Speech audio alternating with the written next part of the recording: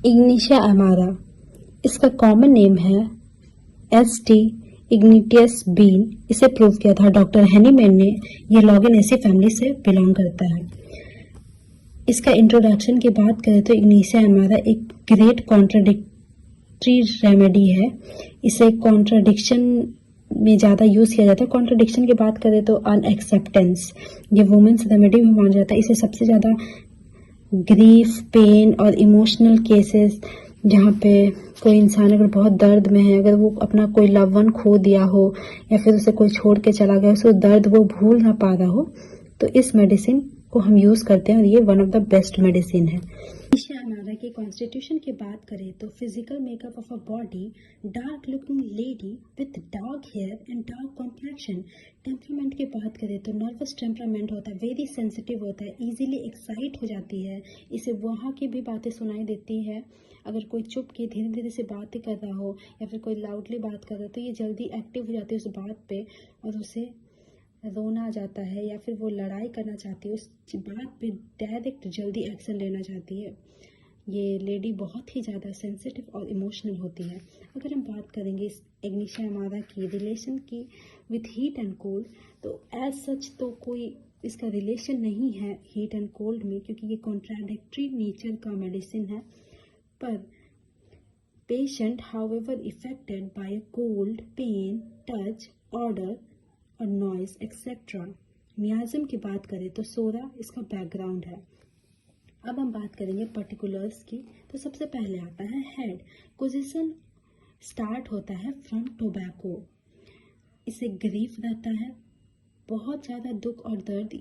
कोई भी ऐसी लेडी हो जो पूरे का पूरा टाइम एक ही इंसान पे इन्वेस्ट कर दे, उसी को ध्यान दे, वो अपना फ्यूचर सोच ले उसी के साथ, उसका शादी भी ना हुआ हो लेकिन वो ऐसा इमेजिन कर ले कि मेरा यही है साथ, जन्म तक यही मेरा साथी है, और अगर वो इंसान उसे छोड़ दिया हो तो इसे बहुत तकलीफ होने की वजह से इसका हेडेक शुरू हो सकता है, इसका कोजेशन हो सकता है। ये अपने आप को लोनली रखने लग जाती है, अलोन रहने लग जाती है, या फिर कोई ऐसा मेंटल सफरिंग हो जिसे बहुत सप्रेस छुपा के रख रही हो, किसी को अपना दुख तकलीफ ना बता रही हो, तो उससे इसका हेडेक का कोजेशंस होता है। अगर हम कैरेक्टरिस्टिक ऑफ पेन बोले तो इसे थ्रॉम्बिंग पेन होता है।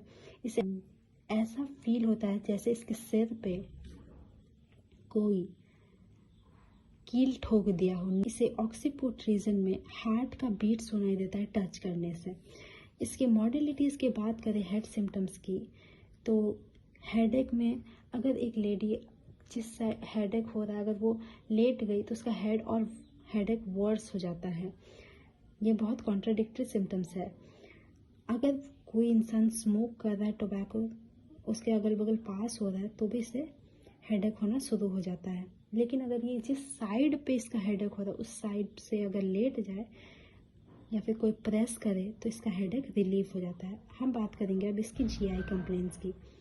माउथ में क्या होता है कि अगर कोई बात कर रहा है या कोई खाना चबा रहा हो तो इसके चीक में बाइटिंग के निशान हो जाते हैं। स्ट्रेचिंग पेन होता है, पैलेट रीजन से शुरू होता है जो कि कान की तरफ फैलता है।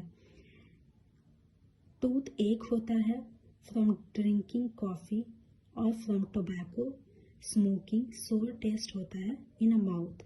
स्टमक की बात करें तो ये पेशेंट भूखा होता है और ये बोलता है कि मुझे भूख लग रही है, बजाय कि वो कितना भी खाना खा ले इसकी भूख नहीं मिटती, इसे बोलता है कि मुझे और भूख लग रही है। इस तरीके का इसका स्टमक का कॉन्ट्राडिक्टरी नेचर होता है।